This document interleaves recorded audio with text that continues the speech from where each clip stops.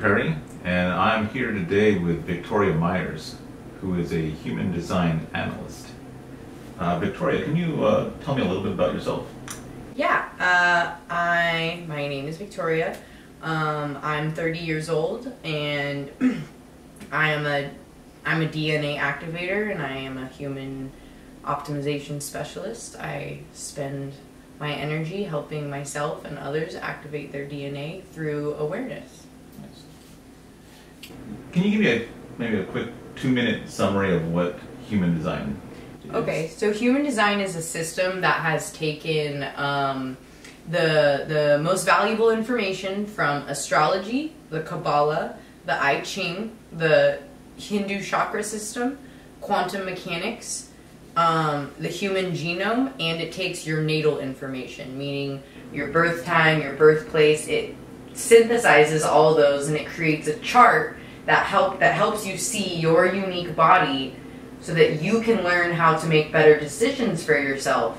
Because mind, we've been taught, knows everything, but actually our bodies are speaking to us in every moment through emotions. Our body doesn't have words. And so when we hear our mind speak words, we listen to it because we feel it's an authority because it knows words. When in actuality, our body is our authority. It knows what we want, it knows our desires, it knows our deepest core fulfillment, what that looks like. And so when we listen to it and activate it, it leads us to better places. Oh, makes a lot of sense. Yeah. How and when did this originate? It originated 30 years ago in 1987. There was a guy named, I forget his name. His name's like David something. It's a super basic name, but his body led him to a cave in Ibiza for 8 days. And he is an atheist, so like he's not someone who's spiritual or mystical or believed in ghosts or anything like that beforehand. And his body led him to a cave, and in this cave he had his dog. His dog went inanimate for 8 days, and all the waters of his body were removed in the first day, and slowly over the course of the next 7 days he was given information which he came out of the cave named Ra Uru Hu. Ra meaning the sun, Uru was the crystal of consciousness that gave him this information. And so basically the information that was given was the design of every form, every energetic form in the universe, but Ra created the human design form to help humans, but you can also test your dogs, your cats, all those types of things, figure out what auras they have. My dog's a projector too, so she guides me. We're now, a lot of the science that he came out with 30 years ago, it was about neutrinos and how basically we're made of stardust, and there are neutral particles that flow through us, 8 billion every second, that contain neutral information that helps, divine source or consciousness or, intelligent design, whatever people call it, tells that what can survive on each planet. So it's the neutrinos that flow through us that are basically creating us. They're like, it's the stardust is like, oh, this is the information that can survive here. This is the information that can survive here. And so the human design system is taking your natal information, and we were given 2 crystals, one of them 3 months before we were born.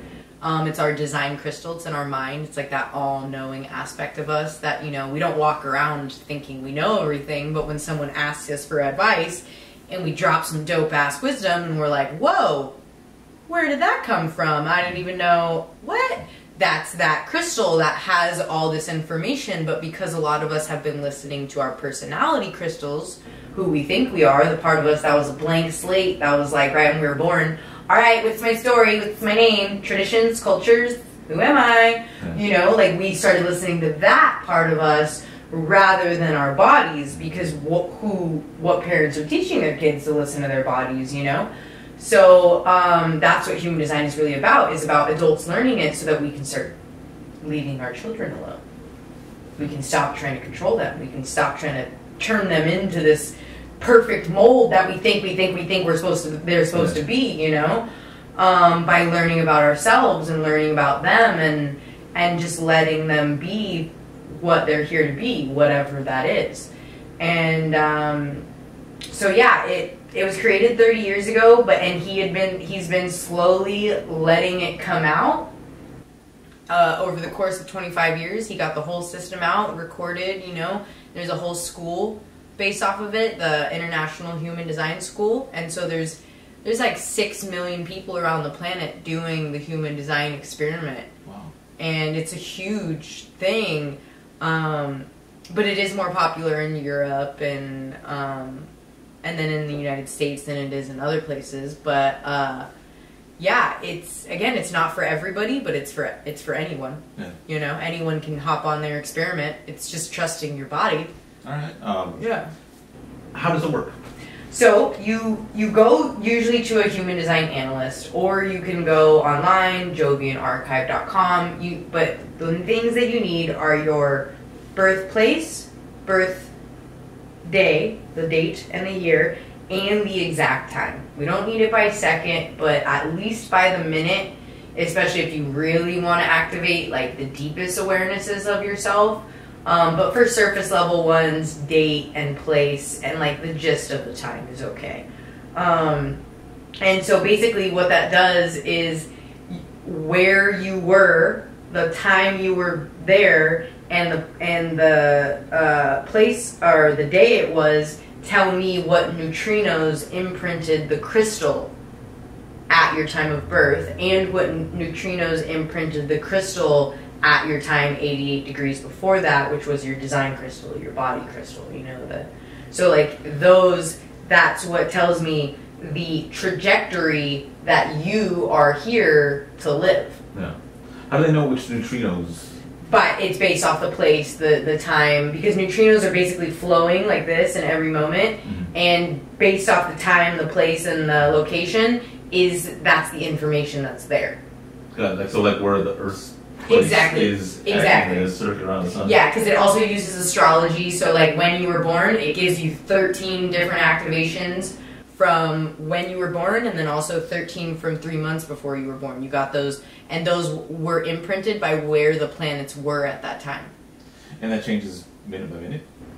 It does, but for you and your design, it's with you forever. Okay. But what you can do is every minute and every moment, there are new transits that you can actually study, which is the I Ching. You can study them. There's little applications for it now, where like all of a sudden, I don't have a defined heart, where all of a sudden the I Ching or the collective program is giving me a defined heart. And so all of a sudden on that day, I feel like I have a lot more energy. I feel like I can get a lot more done. Yeah. Where on the collective is getting a defined heart. So the collective is getting willpower. Yes. Whereas before that, only 28% of the population gets willpower naturally. So it does. There is a fixed one that you have, which is the story you came here to play, yes. And then there's the program that's always running, and that's the conditioning of life. You can choose to go be this. You can choose to go be that. But there's also kind of collective. Yeah. That's the program collectively. Like it's the astrological signs running it. So for example, right now a lot of people are like, what's going on? There's we're being quarantined. We're having to do all these things. But what people don't realize is the 3 things that are like where Jupiter is, where Mars is, and where Venus is, where they are right now. The last time Jupiter was where it was, I think, was during the American Revolution. Mm-hmm. The last time Venus was where it was, I think it was at the end of the Depression. Yeah. The last time Mars was where it was, like exactly where it was at the end of slavery. So like all of those 3 things are all happening right now. Yeah. Those were major consciousness shifts. Yes. American Revolution, end of the Depression, ending slavery. All of those consciousness shifts are happening right now. Yeah, you can definitely sense it. Just exactly, people can feel it, and so that's the program that's going on. But when you step into yourself, you can see the program versus yourself. And so you don't get attached to the program. You're not like, oh my God, I'm getting quarantined. You're like, yeah, no, I see why this is happening. We actually need this as a species for us to make this quantum leap in consciousness. We need to sit with ourselves. You know, it's a different perspective. Yes. And so that's all human design really is. It's an explanation of the universe so the mind can stop trying to figure it out and you can just be with yourself, figure yourself out, you know? Because a lot of people don't really take that time. You know, they don't really sit with themselves. They, you know, avoid. Eat, you know? Yeah, stare at the cell phone for Exactly. Stimulate. So this is just a tool for those that are done with that life, are done with that outer stimulation, and are ready to like really feel what's going on, you know. And what's going on is not all bad. It's actually, we're made of bliss. Yeah. When you get to the core of it, it's pretty beautiful, you know. There's some gunk in the way, but when you get to the core, like, we are literally made of bliss. And when you activate that awareness, it's fun to be that bliss. Definitely. Yeah. If someone wanted to test the veracity of human design, how would someone go about it? So it is an experiment, unique, one person by one person. It has, I mean, you can go discuss, like, with other 5-1s, like, oh, hey, have you noticed this? But it is really, you see it within yourself. Like, for example, my strategy is to respond to stimulus, and then my gut will tell me in the moment how I feel. It'll go, uh-huh, or uh-uh. And then my emotional authority will give me awareness over time. So after I was told this, I was like, well, how do I make commitments then? How do I plan anything? Is everybody just in their minds making all these plans? Turns out they are. So basically what my experiment has consisted of is me testing it. When all of a sudden I come to a decision where my mind's like, yo, let's do this job, we're gonna make so much money. And my body's like, I don't want to do that job. That doesn't, you know, it's just, it just doesn't feel good. I'll have the experiment right then and there. I'm like, all right, mind. All right, you're telling me I'm going to make all this money and I'm going to feel good doing it. That's what's really key. I don't care about the money. As long as I feel good, like, that's what's key. And, okay, you're telling me I'm going to do this. Now I'm conscious about this. I'm conscious that there's something inside of me that's telling me I'm not going to like this. And it's something that I was told that's actually more trustworthy than my mind. Okay, all right, mind, I'm going to make a deal with you. I'm going to go to this event. I'm going to do this job. But if I don't like it, I'm not listening to you anymore. And no matter what, I'm going to listen to my body next time. So they do it. There's the experiment. Did you like it or did you not? Did you have a good time? Did you enjoy it or did you not? Most time, people realize that they didn't really like it. They feel drained. They don't feel, they don't feel like that good afterwards. And so they're like, okay. So then it happens again because mind. This is a process. I mean, this is a 7-year commitment to yourself because it takes the body 7 years to rewrite itself on a cellular level. It takes us 7 years to master anything, even if we think we have it mastered, because it literally takes 7 years to rewrite ourselves, meaning we can only change 14.666% of our bodies in a year. We can only change 0.008 in a day. So mind is really hard on us. Mm-hmm. Like we need to change everything by tomorrow. Yeah. No, it doesn't work like that. These are baby steps. Baby steps of giving yourself awareness of yourself. And at this point, we've been trusting mind for 30 to 40 years. And so body's like, I don't trust you. So why are we self-sabotagers? Why do we put ourselves in the way? Because we don't trust ourselves. Because we're not picking us. We're picking all the shoulds, and you gotta be productive to be successful. You gotta be doing something in every moment to be successful. We're listening to the words. You should be like this. You should be like that. You should be like this. Shoulds. Oh my gosh, they're the worst. And we should ourselves all the time too. And so really just experimenting with your own mind is how you test the veracity of it, but also, like I said, it won't be for everybody because not everybody's ready to become aware of themselves. Yeah. They want to keep living in the mind. They want to keep doing their cycles, even though it's unconscious. They're just not ready. Everybody's on a different path. We're not the same. We're same consciousness. Consciousness is one, but on a form level, we are unique.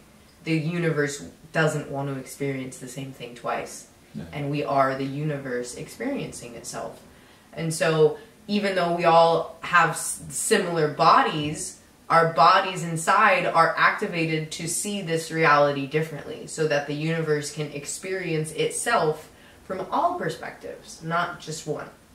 You know? So we're here to share our perspective and not really share it. I don't care if people share their perspective. If they feel called, that's great. But me, I don't really feel called to share it very often. You know, I share with my friends, but I'm not someone who feels called to go share randomly online. And that's been really hard for me to accept about myself, you know, when everyone else like, why aren't you sharing your gifts? Yeah. Why aren't you helping other people with this? And I'm like, my body doesn't take me anywhere. I mean, it took me here, but, you know, it doesn't really take me very many places. So I know that I'm in a place of healing, and that's okay. I'm in a place of my body actually wants to observe how people live in this chaos before it makes any more decisions. You know, and that's a part of my human design. It's a part of, you know, the trajectory that I'm on. So, yeah. Earlier today, I had my chart done. Can you go over what the chart means? I think it was a 2-4. Yeah, so basically it mentioned that you were a projector 2-4 with a splenic authority. So what that means is the projector aspect is about your aura. So projectors have absorbing auras in the sense of you guys are here to guide. So you'll literally like absorb the aura of a person so that you can see all their patterns and you can ask them questions so they can answer themselves and they can have major realizations within themselves, whatever it is, whether it be business, whatever, you know, psychological, whatever it is. But also, you know, if, for example, at your own house, you're the person that if something's lost, hey, do you know where this thing went? And you're like, yeah, it's right here. Like, wherever it is, because you've absorbed the entire place and you're pretty much guiding it. Because basically, generator energy is what the world is made up of. Like, it's the life force. And you guys are only 400 years old. Projectors are a new species, a new energetic form. And because you don't have defined sacrals like generators do, and the undefined areas amplify energy, what you guys do is you amplify generator energy and then you guide it. Mm-hmm. You know? So, you know, being a projector, knowing that it's okay that you're not as energized and like others, like 70% of the population, knowing that, you know, a lot of projectors that before Human Design I know were really hard on themselves on why they would get so exhausted after hanging out with friends, why they would get so exhausted after, you know, doing certain things, because projectors are energy savers. You're not the ones that are the workforce. You're not here to do the work in the sense of like all the tedious stuff. You're just kind of here to master the system you want to get mastered and get invited to guide for it. Mm-hmm. You know, invited to do it, invited to show up. And in that, for projectors, patience is huge. Patience is huge. If a projector cannot be patient, they usually don't end up finding the generators that are correct for them, that they are there to guide, that they are there to help. They end up trying to, you know, guide generators that didn't ask, that are like, you know, and so they live their not self-theme life of bitterness and resentment, which is, again, it's the not self-theme is just your body's way of speaking to you. It's telling you, like, why are we here? We're not being recognized. Why are we here? This is how I'm going to make us feel until we find a place where we're being recognized, you know? And for generators, it's frustration. Frustration stems from us trying to control something, which we usually are trying to control something. So a lot of generators are frustrated because we're taught that we're meant to have control. You know, nobody does. Yeah. So there's a lot of not self-emotion going on in the collective. So it's nice to become aware of it. to become aware of how your body speaks to you. And then being a 2-4, that's your innate profile. So basically that's kind of like the role you can observe your body showing up as, and like you're a hermit opportunist, so your body loves to be around people, but it doesn't really necessarily need to interact with everybody there. It loves doing its own thing. It loves being around other second lines, like you and a partner, her doing her thing, you doing your thing in the same room. Oh my god, second line thrives off that. Me being a 6-2, I totally get it, you know. The second line is the hermit. It's the gifted, it's the natural. It spends its time mastering its craft and waits for, you know, it to be recognized, for it to get called out, you know, for that craft. And so it's recommended to master as many crafts as you feel called to master. Are those terms like the hermit and all that, are they referring to like tarot type of? No, it's more like just keynotes. It's more, so the first line is the investigator, second line is the hermit, the third line is the martyr, the fourth line is the opportunist, fifth line is the heretic, sixth line is the role model. So basically it's like a house. So the first line is the foundation of the house, second line is the first story room. So the second line you can see into, and this is energy. So if you think about energy, what happens is it needs to investigate first. Yeah. And then after it investigates, it feels comfortable, so it becomes a natural because it investigated for so long. And then as it becomes a natural, as it starts looking at its gifts, it starts sharing its gifts, it actually starts to see what's wrong. And it starts to, you know, point out the things that's wrong. It starts to martyr. It starts to, you know, hey, there's some stuff going on. Let's fix this. Let's do this. And then the fourth line externalizes everything that the first, the second, and the third line have learned. And then the fifth line is like, okay, this is being externalized, let me universalize it. So it's the fifth line that wants to go and tell everybody about it, and wants to, that's what Christiane is, Sundancer is. She's a fifth line, so she'll take information and she'll universalize it. Something you can notice about fives is these people in your life, they've seen 3 people do something and everybody does it. Everybody does this, you know what I mean? Like they'll generalize, they'll universalize. And then the sixth line is the role model of that, of the first, second, third, fourth, and fifth line of whatever they're surrounded by. So that's kind of what it is. And then we each have a personality crystal and a design crystal. And our design crystal is in our mind. Our personality crystal is floating above our head. The personality crystal is the one that we're given when we're born. So it's who we think we are. It's the story. And then our design crystal is that all-knowing aspect. And then we have a magnetic monopole in right here. It's like our identity center that's keeping these two in an illusion. They're separate. They're in a forced marriage. They don't really know about each other, but they know about each other. And so when we look out into the world, we see an illusion. We see what is, and then we see what we think. Are these referring to different chakras? Different crystals, but yes, crystals. Different chakras. The personality crystal is in our crown chakra. The design crystal is in our mind chakra, the anja, or whatever, the crown mind. Yeah. And so basically the magnetic monopole is what keeps us on our trajectory. You know how like when you like have gone too far and you get like whiplash back, and you like gone far this way, you get like whiplash back. That's because we're on a trajectory. We came here, we made a choice. We wanted to live this life and we chose it.